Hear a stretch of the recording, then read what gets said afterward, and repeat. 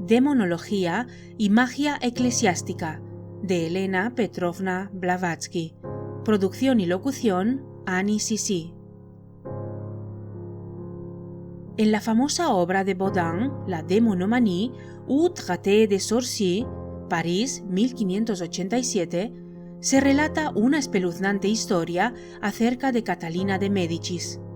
El autor era un ilustre escritor quien durante 25 años estuvo coleccionando documentos auténticos sacados de los archivos de las más importantes ciudades de Francia para escribir una obra completa acerca de la hechicería y el poder de los demonios. Semejante libro presenta, según la gráfica expresión de Eliphas Levi, la más notable colección que darse pueda acerca de los hechos más sangrientos y espantosos, los más repugnantes actos de superstición, los encarcelamientos y ejecuciones capitales de más estúpida ferocidad. «Quememos a todo el mundo», parecía decir la Inquisición, «Dios distinguirá fácilmente a los suyos». Locos felices, mujeres histéricas e idiotas eran quemadas vivas, sin compasión alguna, por el crimen de magia. Pero al mismo tiempo, ¿cuántos y cuán grandes criminales no escaparon a esta injusta y sanguinaria justicia? Esto es lo que nos hace apreciar perfectamente Bodin. Catalina de Médicis, la piadosísima cristiana que tan meritoria se había hecho a los ojos de la Iglesia de Cristo por la horrenda e inolvidable carnicería de San Bartolomé, la reina Catalina, decimos, tenía a su servicio un sacerdote apóstata jacobino. Sumamente versado en el negro arte, tan patrocinado siempre por la familia de los Médicis, se había hecho acreedor a la gratitud y protección de su piadosa señora, merced a su destreza sin igual en matar las gentes a distancia y sin responsabilidad, torturando por medio de varios hechizos a sus figuras de cera. El proceso ha sido descrito repetidas veces y apenas necesitamos repetirlo. Carlos estaba en cama, atacado de incurable dolencia. La reina madre, que con la muerte del paciente iba a perderlo todo, recurrió a la necromancia y quiso consultar el oráculo de la cabeza sangrienta. Esta operación infernal requería la decapitación de un niño que debía poseer una gran hermosura y pureza.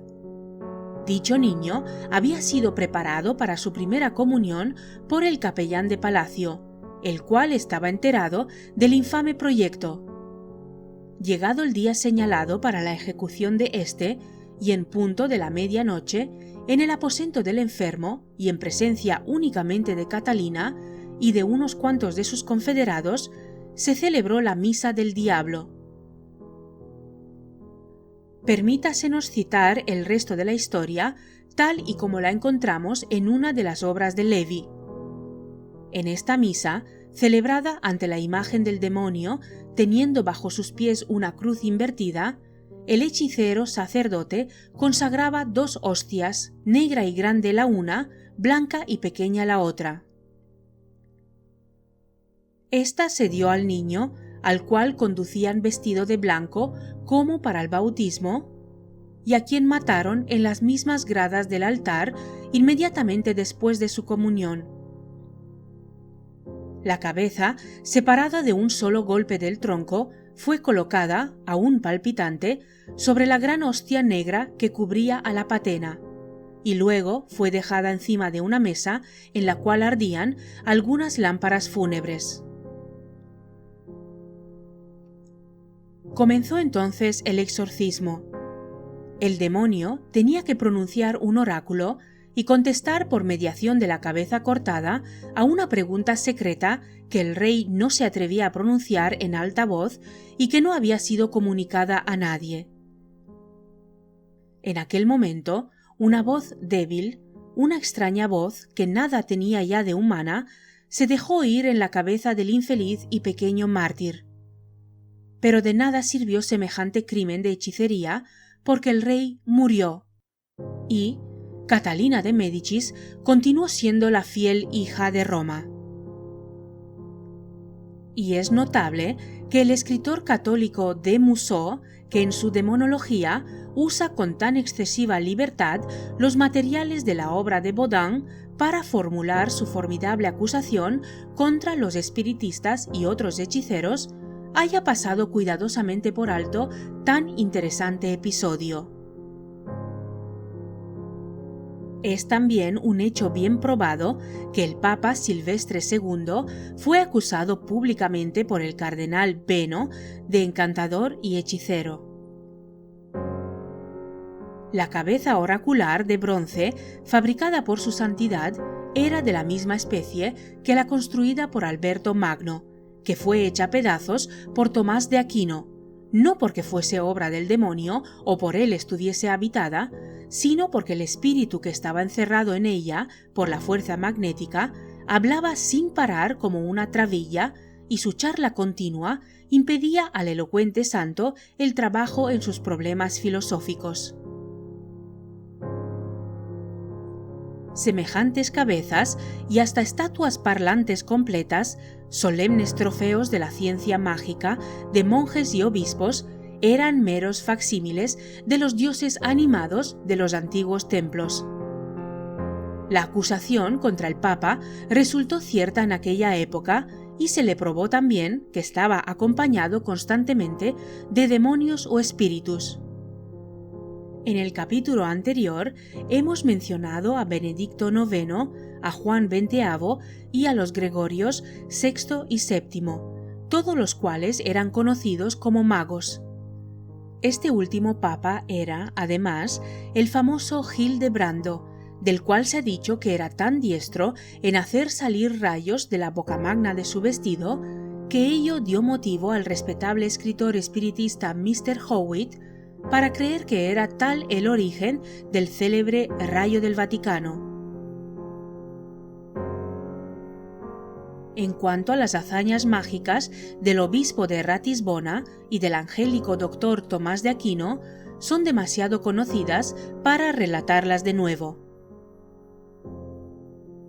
Si el prelado católico era tan hábil para hacer creer a las gentes durante una cruda noche de invierno que estaban gozando de las delicias de un espléndido día de verano, y que los carámbanos pendientes de las ramas de los árboles del jardín eran otros tantos frutos tropicales, también los magos de la India, aún hoy mismo, y sin necesidad de Dios ni diablo alguno, fuera de su conocimiento de leyes no conocidas de la naturaleza, pueden poner en juego ante su asombroso público semejantes poderes biológicos, pues que todos estos pretendidos milagros son producidos por un mismo y dormido poder humano que nos es inherente a todos, cifrándose solo el problema en saber desarrollarlos. Durante la época de la Reforma, el estudio de la magia y de la alquimia había adquirido tal preponderancia entre el clero que dio lugar a los mayores escándalos. El cardenal Wolsey fue acusado públicamente ante el tribunal y el consejo privado de complicidad con un hombre llamado Wood, conocidísimo como hechicero, y el cual declaró: «Mi señor, el cardenal, posee un anillo de tal virtud que cualquier cosa que desea de la gracia de los reyes le es concedida», añadiendo: «Maese Cromwell, cuando servía como criado en la casa de mi señor el cardenal, leía muchos de sus libros y especialmente el llamado Libro de Salomón, y estudiaba las virtudes que, según el canon del rey, poseen los metales todos». Este caso, juntamente con otros igualmente curiosos, pueden verse entre los papeles de Cromwell en la oficina de archivos de la Casa de Documentos Públicos. En dicho archivo se conserva asimismo una relación de las aventuras de cierto sacerdote llamado William Stapleton, que fue preso como conjurado durante el reinado de Enrique VIII. El sacerdote siciliano, a quien Benvenuto Cellini llama nigromático, se hizo se hizo famoso por sus afortunadas conjuraciones en las que no fue molestado jamás. La notable aventura que con él tuvo Cellini en el Coliseo de Roma, en donde el sacerdote conjuró a una legión entera de diablos, es harto conocida del público ilustrado. Por supuesto que el subsiguiente encuentro de Cellini con su amiga, predicho y anunciado con todos sus detalles por el conjurador, en el tiempo preciso fijado por él, será considerado siempre por los frívolos y escépticos como una mera y curiosa coincidencia. A últimos del siglo XVI, con dificultad podía encontrarse la más ínfima parroquia en la cual no se entregasen sus vicarios al estudio de la magia y de la alquimia. La práctica del exorcismo para expeler los diablos al modo de como lo realizase Cristo, quien, dicho sea de paso, no empleó jamás tal procedimiento, condujo al clero a la sagrada magia en oposición al negro arte de cuyo crimen eran acusados todos cuantos no eran monjes o sacerdotes. Los conocimientos ocultos, espigados por la Iglesia de Roma en los, en otro tiempo fértiles, campos de la teurgia, los reservaba ella cuidadosamente para su propio uso, y enviaba únicamente al patíbulo, mediante la Inquisición, a cuantos prácticos cazaban furtivamente en los campos de aquella ciencia de ciencias. Los anales de la historia así lo comprueban. Solo en el transcurso de 15 años, 1580 a 1595, dice Thomas Wright en su obra Magia y Hechicería, y en el limitadísimo territorio de la Lorena, el inquisidor Remigius quemó implacable a unos 900 brujos de ambos sexos. En tales tiempos publicaba Baudin su célebre obra dicha.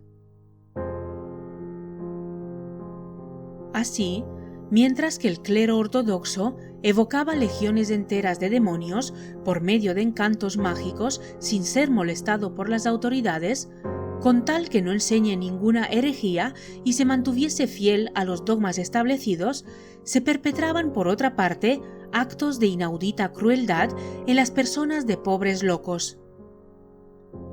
Por ejemplo, Gabriel Malagrida, anciano de 80 años, fue quemado por estos verdugos estilo Jack Ketches en 1761. Existe en la Biblioteca de Ámsterdam una copia de su famoso proceso, traducido de la edición de Lisboa.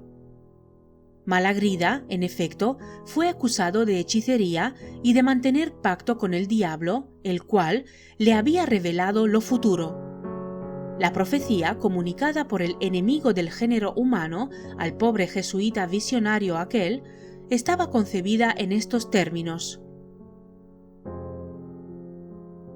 el reo ha confesado que el demonio, bajo la forma de la bienaventurada Virgen María, le ha ordenado el escribir la vida del anticristo, que tenía que existir, a bien decir, 3 anticristos sucesivos, y que el último nacería en Milán del sacrilegio comercio de un fraile con una monja en 1920, y otras enormidades más a este tenor. Bajo este tan cristiano estandarte, y en el breve espacio de 14 años, Tomás de Torquemada, confesor de la reina Isabel la Católica, quemó a más de 10.000 personas y sentenció al tormento a otras 80.000. Orobio, el famoso escritor, que por espacio de tanto tiempo permaneció encarcelado, escapando difícilmente a la hoguera, inmortalizó esta institución en sus obras una vez que se vio liberado en Holanda, no encontrando mejor argumento contra la Santa Iglesia que abrazar la fe judaica y hasta someterse a la circuncisión. Granger, por su parte, nos refiere la historia de aquel famoso caballo a quien por artes mágicas se decía que se le había enseñado a señalar los lugares en un mapa y la hora en el reloj. El caballo y su dueño fueron acusados por el Santo Oficio de tener pacto con el demonio y ambos fueron quemados con gran ceremonia como hechiceros en un auto de fe celebrado en Lisboa en el año 1601. Tamaña institución del cristianismo llegó a tener hasta su correspondiente Dante que la inmortalizase. Macedo, jesuita portugués, dice el autor de la Demonología, descubrió el origen de la Santa Inquisición nada menos que en el paraíso terrenal, pretendiendo que el mismo Dios fue el primero que empezó a desempeñar el oficio de inquisidor, tanto con Caín como con los impíos fabricantes de la Torre de Babel. Ciertamente, añadimos, que en ninguna parte fueron más practicadas por el clero las artes de la hechicería y de la magia que en España y Portugal, debido a que los moros habían estado siempre versadísimos en las ciencias ocultas, y a que en Toledo, Salamanca, Sevilla, etc., existieron grandes escuelas de magia. Los cabalistas salmantinos es fama que eran muy expertos en todas las ciencias ocultas, conocían las virtudes de las piedras preciosas y habían arrancado a la Inquisición sus más preciados secretos. El cura de Barjota, de la diócesis española de Calahorra, vino a ser la maravilla del siglo XVI por sus mágicos poderes. El más extraordinario de sus hechos era el de poderse trasladar a los países más distantes, presenciar en ellos los más interesantes sucesos y profetizarlos luego al volver a su vicaría. Añade la crónica que el cura contaba al efecto con un demonio familiar, pero que luego fue ingrato con éste, dándose trazas para engañarle. Informado por el tal demonio acerca de una conspiración que se tramaba contra el Papa por sus galanteos excesivos con cierta hermosa dama, el buen cura se transportó en doble astral a Roma, salvando así la vida de su santidad. Después de ello se arrepintió, confesó sus pecados al galante Papa y fue absuelto a su regreso de Roma, y por mera fórmula fue puesto bajo la custodia de los inquisidores, pero fue perdonado y recobró su libertad al poco tiempo. Fray Pedro, monje dominico del siglo XVI, el propio mago que se dice regaló al famoso licenciado Eugenio Torralba, médico del almirante de Castilla, un demonio llamado Ezequiel. Debió su mucha fama al subsiguiente proceso que por ello hubo de descargar sobre el antedicho Torralba. El extraordinario proceso está descrito en los documentos que se conservan en los archivos de la Inquisición. El cardenal de Volterra y el de Santa Cruz testimonian que vieron a Ezequiel y tuvieron íntimos tratos con él mismo, quien, a la postre, resultó ser, durante el resto de la vida de Torralba, un elemental puro y bondadoso que llevó a cabo 1000 acciones benéficas y se mantuvo fiel a dicho médico hasta el último momento de su vida. La propia Inquisición, teniendo en cuenta esto, absolvió a Torralba y aunque la sátira de Cervantes le ha asegurado una fama inmortal, ni Torralba ni el monje Pedro son unos héroes ficticios, sino personajes históricos, citados en los documentos eclesiásticos que existen en Roma y en Cuenca, en cuya ciudad se ventiló el proceso el día 29 de enero de 1530. El libro del Dr. W. G. Soldán, Historia del proceso de la bruja de las fuentes Dargesley, de Stuttgart, ha llegado a ser tan famoso en Alemania como en Francia lo fue la Demonología de Baudin.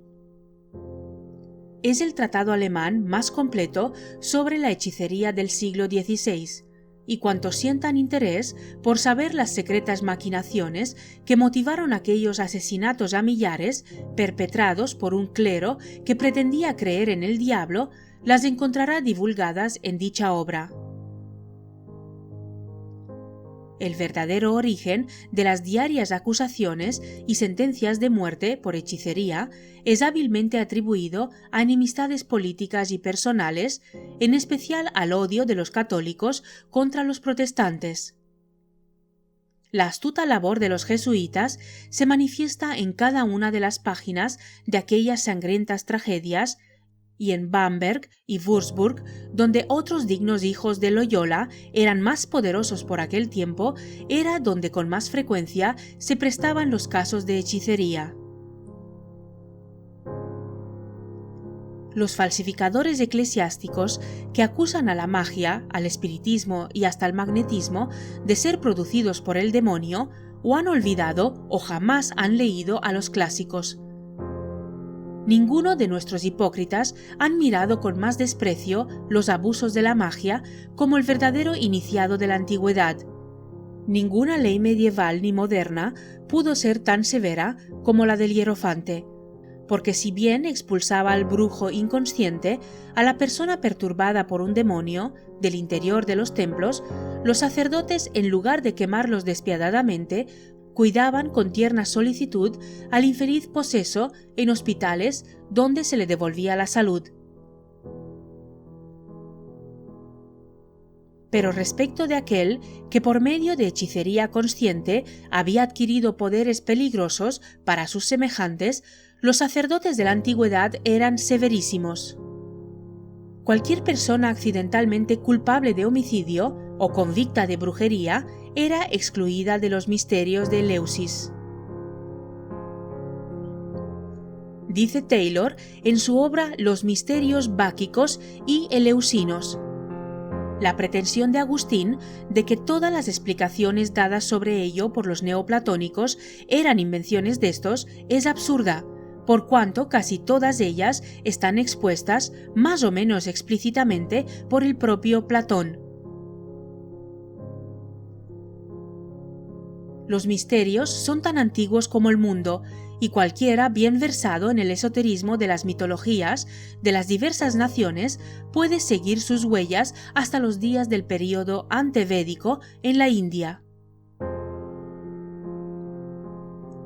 En esta se exige al candidato a la iniciación la virtud y pureza más estrictas, tanto si pretende ser un sannyasi, un santo, como si desea ser un purojita o sacerdote público, bien, en fin, si se contenta con ser un mero fakir.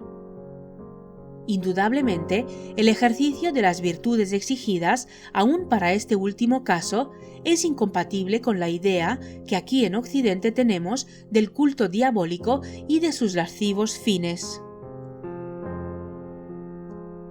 Estos fakires, aunque no pueden pasar nunca del primer grado de la iniciación, son, no obstante, los únicos agentes entre el mundo de los vivos y los silenciosos hermanos, o sannyanis, quienes jamás cruzan ya los umbrales de sus sagradas viviendas. Los fukarayogis están eternamente adscriptos a sus templos, y quién sabe si estos cenobitas, aislados así del mundo profano, tienen que ver mucho más de lo que comúnmente se cree con los fenómenos psicológicos operados siempre bajo su oculta dirección por los fakires, tan gráficamente descritos por Louis Jacoliot, ese escéptico y empedernido racionalista, como él mismo se jacta de ser en su obra L'Espiritisme dans le monde. No obstante su incorregible racionalismo, este autor francés se vio obligado a admitir las mayores maravillas respecto de los fakires vistas por sus propios ojos en su larga residencia en la India. Por regla general, los brahmanes, dice Jacoliot, rara vez pasan de la clase de grijastas o sacerdotes de las castas vulgares, y purohilas, exorcistas, adivinos, profetas y evocadores de espíritu. Y no obstante, vemos que estos iniciados del grado inferior se atribuyen y parecen poseer en efecto unas facultades desarrolladas hasta un grado tal que jamás han sido igualadas en Europa. En cuanto a los iniciados pertenecientes a la segunda, y en especial a la tercera categoría, tienen la pretensión de no conocer el tiempo ni el espacio, y de ser hasta dueños de la muerte y de la vida. Iniciados de estas clases, confiesa Jacoliot que no los encontró nunca, porque, añade, no se les ve jamás ni en las cercanías ni aún en el interior de los templos, excepto en la fiesta lustral del fuego sagrado. En esta ocasión aparecen a medianoche, en una plataforma erigida en el centro del estanque sagrado, cual otros tantos espectros, e iluminando el espacio con sus conjuros. Una brillante columna de luz se eleva en torno de ellos desde el suelo al cielo. Surcan el aire los más extraños sonidos y los 5 o 6 mil fieles, llegados de todos los puntos de la India para contemplar un instante a aquellos semidioses, se prosternan invocando a las almas de sus antepasados queridos. Fin. Like, comenta, suscríbete al canal y comparte. Soy Annie Sisi. Hasta el siguiente vídeo.